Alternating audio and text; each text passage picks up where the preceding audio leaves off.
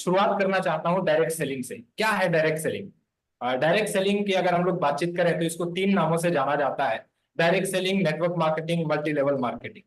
और इसकी अगर हिस्ट्री की बातचीत करूं, आज तक किसी ने आपको इतिहास नहीं बताया हो, मैं गारंटी के साथ आपको कह सकता हूं। और अगर बताया भी होगा तो साल बताया होगा, डेट नहीं बताया होगा, इस बात की गारंटी आपको देता हूं। 1959 में अमेरिका में शुरू हुई लीगली रूप से, जो ऑन पेपर है। इससे पहले भी ये इंडस्ट्री शुरू थी लेकिन लीगली नहीं थी, लेकिन अभी भी जानी दी जाती है। जो इस इंडस्ट्री की जनक कंपनी है, आज अमेरिका में काम कर रही है, पूरे वर्ल्ड में काम कर रही है, 100 से ज्यादा कंट्रीज में काम कर रही है। उसकी शुरुआत हुई थी 9 नवंबर 1959 को। और तो 1959 में इस इंडस्ट्री की शुरुआत हुई। इंडिया में 1990s के दौर में ये इंडस्ट्री की शुरुआत हुई। और आरसीएम, जिसको अभी नाम इसका चेंज हो गया है फैशन शूटिंग से, RCM consumer products private limited हो गया। इसकी शुरुआत 2000 ईस्वी में हुई। 2011-12 में इंडस्ट्री का बहुत टफ टाइम रहा। और 2014 में 4 दिसंबर को फिक्की के पीएमजी की एक रिपोर्ट आई, और रिपोर्ट रिलीज की गई रामविलास पासवान जी के द्वारा। तो 2014 से इस इंडस्ट्री की पॉजिटिविटी भारत में बननी शुरू हुई, रिदम बनना शुरू हुआ। 2016 आया, इस पे एफडीएसए का ओपन इवेंट हुआ, और मैं सौभाग्यशाली हूं कि इस 8 सितंबर के प्रोग्राम में दिल्ली में जो ओपन इवेंट हुआ था, इस इवेंट का मैं भी हिस्सा था। इसके बाद 9 सितंबर को मिनिस्ट्री ऑफ कंज्यूमर अफेयर्स ने पहली बार गाइडलाइन रिलीज करी। फिर पॉजिटिविटी का माहौल, 26 अक्टूबर को गैजेट नोटिफिकेशन हो गया, डायरेक्ट सेलिंग का गजब का माहौल बन गया। उसके बाद 2019 में कंज्यूमर प्रोटेक्शन एक्ट आया, ये सारी चीजें हुई। ये सारे डेट बाय डेट सब कुछ आपको वेबसाइट पे मिलेगा, मैं कुछ अलग से आपको बता नहीं रहा हूं। कहना क्या चाहता हूं, ये इंडस्ट्री अभी किस स्तर पे काम कर रही है। 2021 में फिर direct selling consumer protection act के तहत इसमें अमेंडमेंट आए, डायरेक्ट सेलिंग रूल्स आए।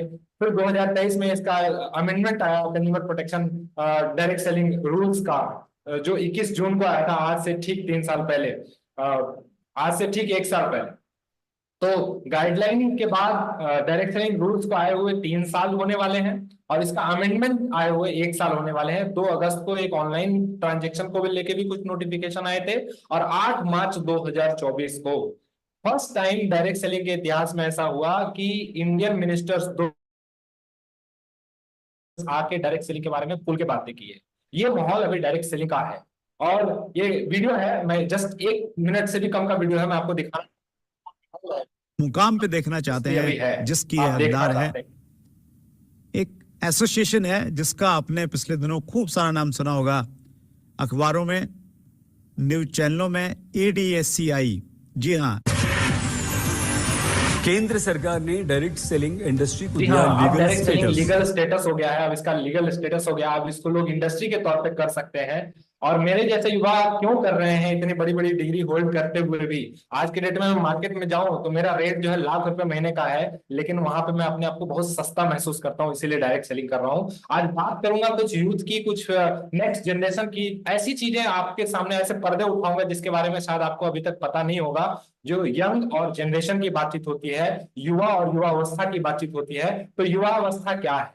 युवावस्था है, रेस्पेक्टेड डीसी छाबड़ा सर कहते हैं हम सभी लोगों को, जिनकी छोटी छोटी आंखों में बड़े बड़े सपने होते हैं, वो एक युवावस्था में है। और जिनके सपने मर गए हैं, वो चाहे किसी भी उम्र में हो, वो कुछ भी नहीं कर सकते। तो एक 1881 फॉर्मूला आपको बताना चाहता हूं। 1881 फॉर्मूला क्या है? 18 साल पहले, हमारे जिंदगी के पहले 18 साल हम लोग क्या करते हैं? लर्निंग फेज में रहते हैं, हम सीखते हैं, स्कूल जाते हैं, फॉर्मल एजुकेशन लेते हैं, और बहुत ज्यादा करियर को लेके सीरियस नहीं रहते, बापू भोजनालय में खाते हैं, फैमिली पे डिपेंडेंट रहते हैं, अपने फॉर्मल एजुकेशन में बिजी रहते हैं। कोई जिम्मेदारी नहीं होती कि हमें बिजली बिल जमा करना है या घर का क्या खर्चा कैसे चलेगा, कोई अर्निंग नहीं, सब मजे में जिंदगी बीतती है। हम अपना टाइम खूब बर्बाद करते हैं इस टाइम में, और कोई बड़े सपने नहीं होते इस समय में। लेकिन जैसे ही हम दूसरे फेज में आते हैं, दूसरे फेज में आते ही हम 21 साल की उस अवस्था में आ जाते हैं जहां से हमारे लाइफ का ग्रोथ फेज शुरू होता है, जो 19 साल के बाद से शुरू हो जाता है।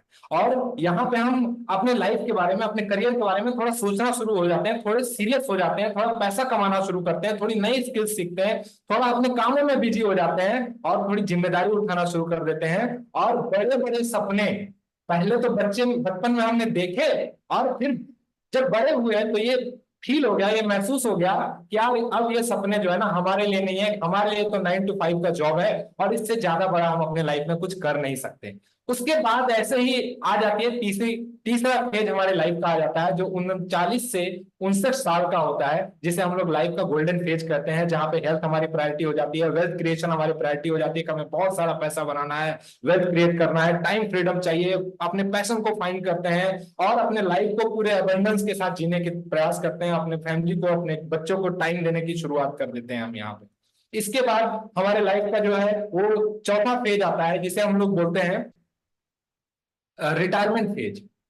रिटायरमेंट फेज में क्या होता है, हम अपने बच्चों की शादी कर देते हैं, हम ग्रैंड पेरेंट्स बन जाते हैं, हम दादा दादी बन जाते हैं, इसके बाद हम हरिद्वार ऋषिकेश का टूर बना लेते हैं, फिर आते हैं, फिर हम थोड़ा प्रवचन सुनते हैं, ये सारी चीजें होती है। और जैसे ही हम 81 साल की उम्र में जाते हैं तो ये हमारे जिंदगी का आखिरी पड़ाव होता है, जिसे एंडिंग फेज बोलते हैं। यहाँ हम अपने स्वास्थ्य के साथ स्ट्रगल कर रहे होते हैं, बहुत सारे हमें फिजिकल सपोर्ट चाहिए होता है, हम अकेले नहीं रह सकते, हम भजन वगैरह गाने लग जाते हैं, खूब प्रवचन देखते हैं, बहुत सारे लोगों को सुनते हैं और बस ये इंतजार करते हैं कि कैसे ये घड़ी बीते जल्दी से जल्दी और मैं अब भगवान को या अल्लाह को प्यारा हो जाऊं। ये है 1881 फॉर्मूला। ये आपकी हमारी हम सब लोगों की कहानी में बयां कर रहा हूं।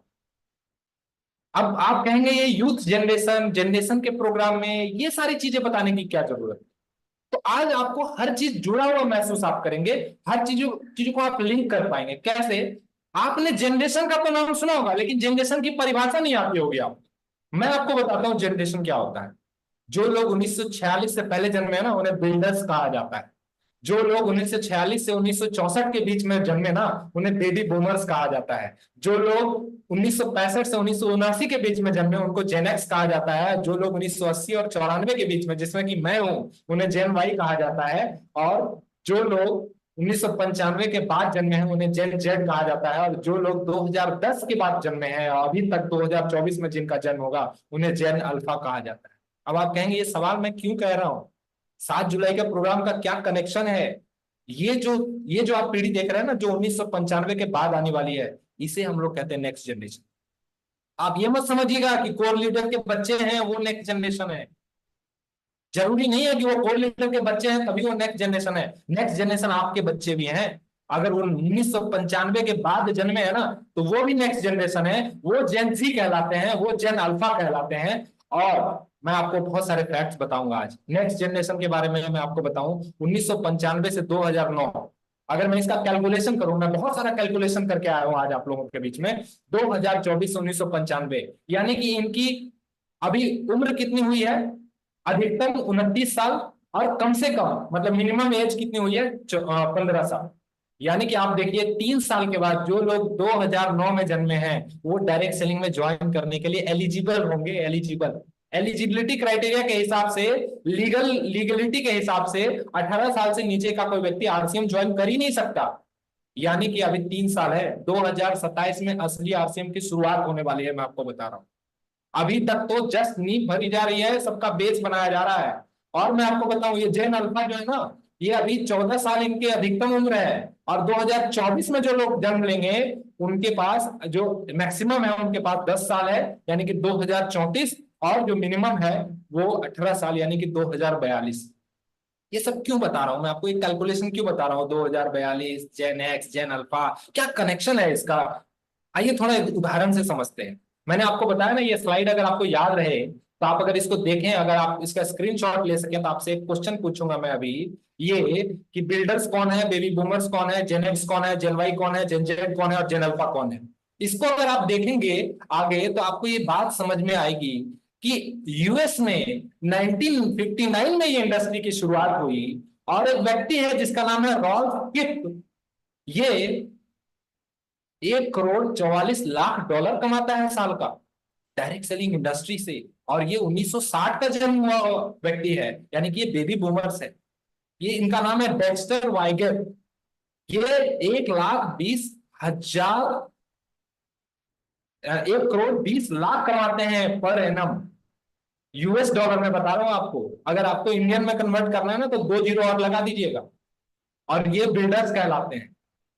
10 एग्जाम्पल मैंने लिए हैं टॉप अर्नर्स के। हॉर्टन बक्स, ये भी 1 करोड़ 20 लाख डॉलर कमाते हैं साल के। और ये भी कौन है? 1960 में जन्मे हुए व्यक्ति हैं, यानी कि ये भी बेबी बूमर्स है। इनका नाम है जेफ रॉबर्टी। ये भी करोड़ 80,000 डॉलर कमाते हैं साल के डायरेक्ट सेलिंग इंडस्ट्री से। और ये भी कौन है? बेबी बूमर्स है। ये है इवान एंड मोनिका तापिया, ये भी 1 करोड़ से ज्यादा कमाते हैं डॉलर का। और ये भी कौन है? 1980s में जन्मे हुए लोग हैं, यानी कि बेबी बूमर्स हैं। ये कौन है? इवान टापिया, ये 1 करोड़ से थोड़ा कम 90 लाख डॉलर कमाते हैं। और ये इनका भी जन्म 1981 में हुआ है। आप देखिए टॉम बेथानी अल्काजीन, इनका जन्म कब हुआ है? इनका भी जन्म 1960 में हुआ है, और ये भी 8 करोड़ से ज्यादा डॉलर में कमाते हैं। Mike Dillard 7 crore 20 lakh dollar, sorry 72 lakh dollar. Baby boomers 1977 के जन्म जन्म के व्यक्ति हैं ये। अगर मैं ब्रायन कैरोथर्स की बातचीत करूं तो ये भी 66 लाख डॉलर कमाते। देखते जाइए, मैं बस डेफिनेशन क्या बता रहा हूं। आज मैंने आपको जनरेशन की परिभाषा बताई है, इसके साल की उम्र को देखिए बस। 1967 के हैं ये बेबी बूमर्स। पूरे वर्ल्ड के टॉप अंदर में आता है ये, यूएस में। और ये लिसा ग्रॉसमैन कब की जन्मी है? 1963 की। अब ये 10 उदाहरण थे यूएस के। एक उदाहरण आपको दे रहा हूं। एक लड़की जिसका नाम है अंजलि कोठारी, जिसने 1 मई 2023 से आरसीएम की शुरुआत की है। पता है, इसको कहते हैं नेक्स्ट जनरेशन। ये असली नेक्स्ट जनरेशन है। कैसे पता है? 7 अप्रैल 1999 में इनका जन्म हुआ है, और अभी ये मात्र 25 साल की है। ये सब बातें मैं आपको क्यों बता रहा हूं, इसका क्या कनेक्शन है? तो मैं आपको बताना चाहता हूं।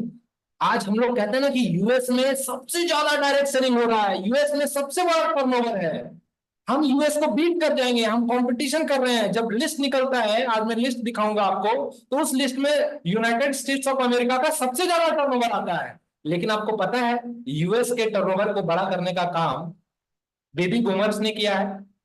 और मैं एक भविष्यवाणी कर रहा हूं आज, इस वीडियो को 2050 में भी सुना जा सकता है। एक भविष्यवाणी कर रहा हूं, next generation Indian direct selling industry का इतिहास लिखेंगे। Next generation Indian direct selling industry का इतिहास लिखेंगे। और भारत में, अगर भारत नंबर 1 बनेगा 2042 आते आते, तो डायरेक्ट सेलिंग बहुत बड़ा रूप ले लेगी। आरसीएम में सफलता के लिए क्या चाहिए? आरसीएम में सफलता के लिए बहुत बड़ा विजन चाहिए, बहुत एक्साइटमेंट चाहिए, सिक्योरिटी के एग्जांपल चाहिए, ट्रस्ट चाहिए, ड्रीम चाहिए। और ये सब कुछ कहां मिलेगा? 7 जुलाई के इवेंट। मैं आपको एक वीडियो के माध्यम से दिखाना चाहता हूं। ये क्या 7 जुलाई आपको का पता है 7 जुलाई को युवाओं की इवेंट कितनी पावरफुल हो सकती है? एक ऐसी जगह की कल्पना करो जहां सपने प्लान बनते हैं और प्लान एक्शन में बदलते हैं। यूथ एम्पावरमेंट, नेक्स्ट जनरेशन और फैमिली सिक्योरिटी के बड़े बड़े एग्जाम्पल्स को सुनने का मौका है। 7 जुलाई का इवेंट। इस 7 जुलाई पूरे भारत से आए हुए यूथ एम्पावरमेंट की मिसाल देने वाले युवा लीडर्स को आप देख और सुन पाएंगे लाइव। डायनामिक इवेंट का हिस्सा बने जो आपके स्किल्स को निखारेंगे और आपको नया विजन देंगे। इस इवेंट के बाद आपका जोश और जुनून भी आ जाएगा और इनसे प्रेरणा लेकर आप भी अपने नेटवर्क और बिजनेस को बढ़ा पाएंगे। आप जान पाएंगे कि कैसे इन्होंने अपने जीवन को विपरीत परिस्थितियों के बावजूद भी नया स्वरूप दिया है। यह इवेंट आपके जीवन का अब तक का सबसे अलग और बेहतरीन इवेंट होगा।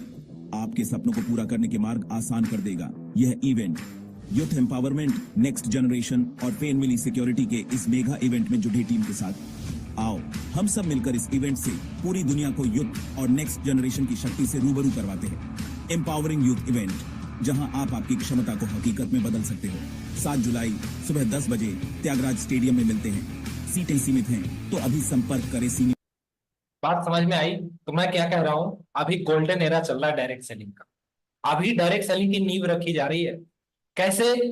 क्योंकि डायरेक्ट सेलिंग की बहुत सारी चीजें, जैसे डायरेक्ट सेलिंग रूल्स 2021 आ गए हैं। अभी हम लोग इंफॉर्मेशन एज में हैं, बहुत फास्ट कम्युनिकेशन हो गया है, बहुत फास्ट ट्रांसपोर्टेशन हो रहा है। बुलेट ट्रेन बन रहा है इंडिया में, वंदे भारत ट्रेनें चल रही हैं, फास्ट इंटरनेट हो गया है, 6G आने वाला है, 7G की तैयारी चल रही है। आप बहुत सारे लोग तो 5G मोबाइल नहीं खरीदे हैं, मुझे समझ नहीं आ रहा कितने पीछे लोग चल रहे हैं। इसके बाद ई कॉमर्स को लिवरेज कर रहे हैं। आरसीएम ने 700 से ज्यादा शहरों में ऑनलाइन डिलीवरी शुरू कर दी है। 1 बजे की बात, मैं बहुत सारे लोगों को मंच से ना आर्टिफिशियल इंटेलिजेंस बोलते हुए सुनता हूं, लेकिन आपको पता नहीं है ये ऑलरेडी कितने सालों से चल रहा है। आगे मैं दिखाऊंगा, आपको भरोसा नहीं होगा। मैं अभी जिस प्रोफेसर से पढ़ रहा हूं ना आईआईएम में, उन्होंने अपनी पीएचडी आर्टिफिशियल इंटेलिजेंस में आईआईटी से 1990 के दशक में किया है। एआई, इतना पुराना है एआई। उस समय उन्होंने पीएचडी किया है, और मैं आगे बताता हूं इस इंडस्ट्री का क्या पोटेंशियल होने वाला है। भारत सबसे ज्यादा आबादी वाला देश, भारत जो है 50 साल तक डेमोग्राफिक ट्रांजिशन से गुजर रहा है।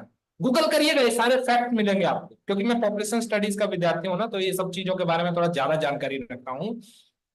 अमेरिका, यूरोप, जितने भी बड़े, चाइना, जितने भी देश आप देख रहे हैं ना जो टॉप 10 में आते हैं, सबकी पॉपुलेशन 30 साल से ऊपर की है। और अभी इंडिया में डेमोग्राफिक ट्रांजिशन का फेज चल रहा है, जो 2010 से शुरू हुआ है, यानी कि जब से जेन अल्फा का जन्म होना शुरू हो गया है, जब से जेन अल्फा जन्म लेना शुरू किए हैं, तब से लेके आगे 2060 तक, यानी कि अगले, अभी से अगर हम देखें तो लगभग 30 से 35 साल ये डेमोग्राफिक ट्रांजिशन चलेगा। और इसका मतलब है कि भारत लगातार लगातार लगातार यूथ कंट्री के लेवल को मेंटेन करेगा, अंडर 30 के लेवल को मेंटेन करेगा, और इसलिए ये यूथ इवेंट होगा। यूथ कंट्री है, हमारा एवरेज एज 28 साल का है, 28 साल का। और मजे की बात पता है क्या है, डायरेक्ट सेलिंग का highest compound annual growth rate जो है वो 12% है, इतना किसी भी कंट्री का नहीं है। और मजे की बात है कि हम टॉप 10 कंट्री में नहीं है। ये सब मैं आपको क्यों बता रहा हूँ, ये डेटा क्यों दे रहा हूँ, ये जो बुद्धिमान बुद्धिजीवी लोग होंगे ना, जिन तक ये बातें अगर पहुंच गई ना, तो आपके साथ जुड़ने के लिए तैयार हो जाएंगे।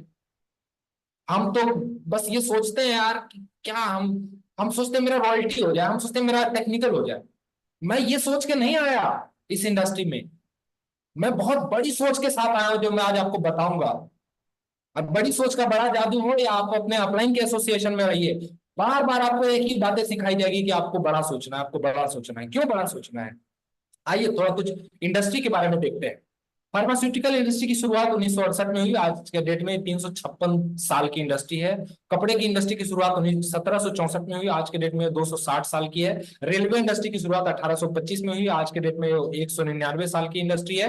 स्टील इंडस्ट्री की शुरुआत 1856 में हुई, आज के डेट में 168 साल की इंडस्ट्री है। ऑयल एंड गैस इंडस्ट्री की शुरुआत 1859 में हुई, आज के डेट में 165 साल की इंडस्ट्री है। टेलीफोन इंडस्ट्री की शुरुआत 1876 में हुई, आज के डेट में 148 साल की इंडस्ट्री है। इसके अलावा ऑटोमोबाइल इंडस्ट्री की शुरुआत 1880 में हुई, आज के डेट में 144 साल की इंडस्ट्री है। एविएशन इंडस्ट्री जो फ्यूल होता है उसकी शुरुआत 1903 में हुई, और आज के डेट में 121 साल पुरानी इंडस्ट्री है। बॉलीवुड इंडस्ट्री जिसको आप देखते हैं, जो चांद देखते हैं, 111 साल पहले शुरू हुई थी। आर्टिफिशियल इंटेलिजेंस इंडस्ट्री 1940 में रोबोटिक्स की शुरुआत हुई थी, आज के डेट में 84 साल पुरानी कंपनी है, पुरानी इंडस्ट्री है। कंप्यूटर इंडस्ट्री 1946 में पहला कंप्यूटर बना था, 78 साल पहले। अब कुछ कलर आप मार्क कर पा रहे हैं कि 100 साल से कम वाले अभी ग्रीन पेज में चल रहे हैं। और ये सेमीकंडक्टर इंडस्ट्री, अभी भारत में इसका प्लांट लगने वाला है। जब ये बन जाएगा ना, जब ये प्लांट लग जाएगा ना, तो भारत सेमीकंडक्टर का सबसे बड़ा एक्सपोर्टर बनेगा, ऐसा मोदी जी ने अपनी स्पीच में बताया। नहीं है तो आज जाके गूगल पे सर्च कर लीजिए। तो अभी क्या है, ये ग्रीन लाइन जो आप देख रहे हैं, ये 100 साल से कम वाला, और अब ये तूफान मचा रहा है। लेकिन इसके बच्चे हैं कुछ, कौन कौन है इसके बच्चे? इसके बच्चे हैं डायरेक्ट सेलिंग इंडस्ट्री, जो अभी 75 साल भी पूरे नहीं किए हैं। 1959 में बेचारे शुरू हुए थे, इंडस्ट्री की शुरुआत हुई थी दुनिया में, और आज के डेट में ये मात्र 65 साल की इंडस्ट्री। इंटरनेट इंडस्ट्री की शुरुआत 1960 में हुई थी, और अभी आज के डेट में मात्र 64 साल की इंडस्ट्री है। रिन्यूएबल इंडस्ट्री की शुरुआत 1970 में हुई थी, आज के डेट में ये 54 साल की इंडस्ट्री। मैं कहना क्या चाह रहा हूं, मैंने आपको बताया था ना, ये जो जेन जी है ना, जिस दिन ये 30 साल की उम्र में पहुंचेंगे या उससे पहले पहुंचेंगे, और देखेंगे कि आरसीएम में 30 साल से पहले ही, 30 साल से कम उम्र में अगर हम रॉयल्टी बनते हैं, टेक्निकल बनते हैं, और वहां मुझे मंच पे सम्मानित किया जाता है, आपकी टीम में ज्वाइन करेंगे और सबसे ज्यादा जल्दी टेक्निकल रॉयल्टी पे जाएंगे, सबसे ज्यादा जल्दी। ये मैं विजन बता रहा हूं। मैं क्या कहना चाहता हूं, ये सब चीज के लिए कि थोड़ा सा धैर्य रखना है। क्यों धैर्य रखना है? क्योंकि प्यार का पहला खत लिखने में तो वक्त है, नए परिंदों को उड़ने में तो वक्त लगता है, जिस्म की बात नहीं थी उनके दिल तक जाना था, लंबी दूरी तय करने में वक्त तो लगता है। गांठ अगर लग जाए तो फिर रिश्ते हो या डोरी, लाख करे कोशिश खुलने में वक्त तो लगता है। हमने इलाजे जख्म दिल तो ढूंढ लिया है, लेकिन गहरे जख्मों को भरने में तो वक्त लगता है। कहना चाहता हूं, आप जिस इंडस्ट्री में है ना, ये इंडस्ट्री अब मैच्योर होने वाली है। आरसीएम अब मैच्योरिटी की फेज में जा रहा है। अब यहाँ तूफान मचने वाला है।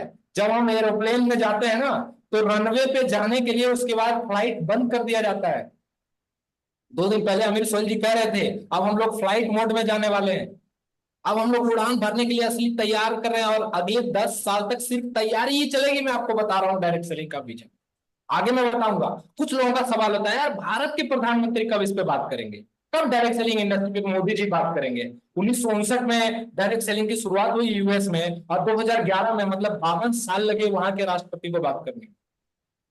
अगर उसके हिसाब से हम देखें तो 2042, 52 साल, 2042 लगेंगे प्रधानमंत्री को, राष्ट्रपति को इसके बारे में बात करने में। लेकिन आप इनको जानते हैं ना, अगर मुझे दोबारा शुरू करने का मौका दिया जाए तो मैं नेटवर्क मार्केटिंग को चुनूंगा। ये उनका वीडियो है, मैं प्ले नहीं करूंगा, समय कम है। अगर मैं आज से शुरुआत कर रहा होता तो मैं नेटवर्क मार्केटिंग को उद्योग में लाखों कमाता। इनकी वीडियो है, नेटवर्क मार्केटिंग 21वीं सदी का सबसे तेजी से बढ़ने वाला व्यवसाय है, जिसमें विश्व स्तर पर हर युवा पुरुष और महिला को शामिल होना चाहिए, अन्यथा आप कभी भी अपनी युवावस्था का सर्वश्रेष्ठ नहीं पा सकेंगे। दुनिया में सबसे अमीर लोग नेटवर्क ढूंढते हैं, बनाते हैं, बाकी सभी लोग नेटवर्क ढूंढते हैं। नेटवर्क मार्केटिंग आज अपने 60 वर्षों के इतिहास में किसी भी समय की तुलना में अधिक व्यापक रूप से स्वीकृत है। और मैं आपको बताना चाहता हूं, ये दुनिया की सबसे 3 बड़ी कंपनी को खरीद चुके हैं भाई साहब, बहुत बड़ा वेल्थ है इनके पास। आई कोड्रेट के सबसे अमीर आदमी माने जाते हैं वॉरेन बफेट। दुनिया की 3 सबसे बड़ी कंपनी को खरीद चुके हैं डायरेक्ट सेलिंग के यूएस में।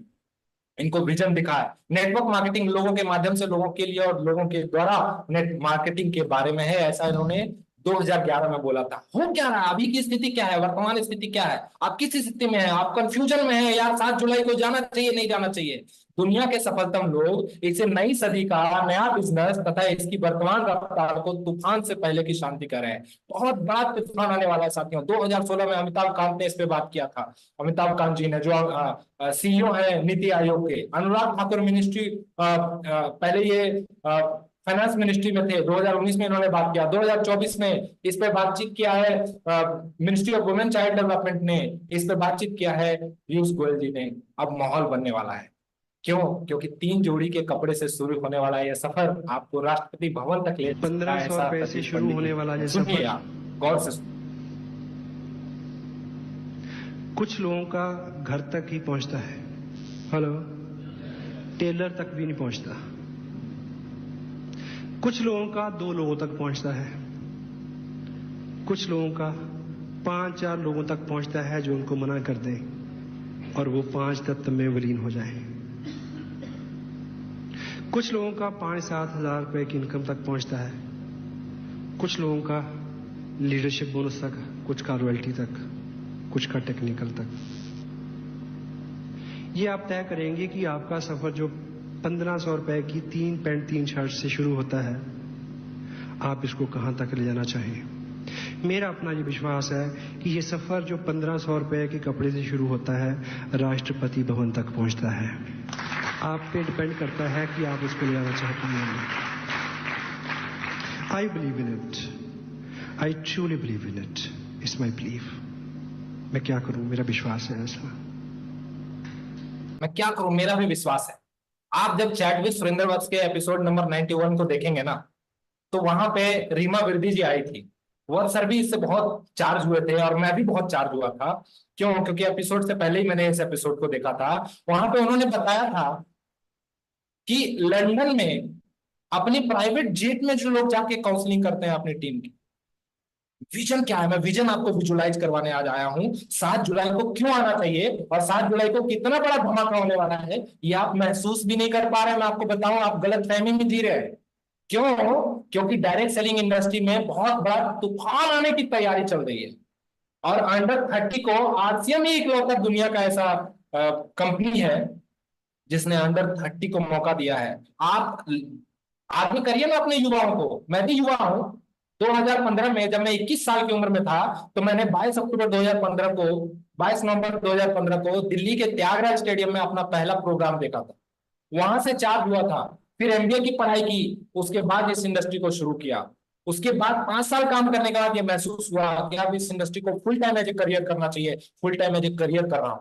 विजन क्या है? विजन, आप सोचते हैं मैं रॉयल्टी के लिए मैं डायमंड के आया हूं। मैं रॉयल्टी डायमंड के लिए नहीं आया हूं। मैं अपने 100 लोगों को, अपने डायमंड अचीवर्स को अपने प्राइवेट जेट में मैं भी 35,000 40,000 फीट पे जाके काउंसलिंग करूं, इसके लिए मैं इस इंडस्ट्री का।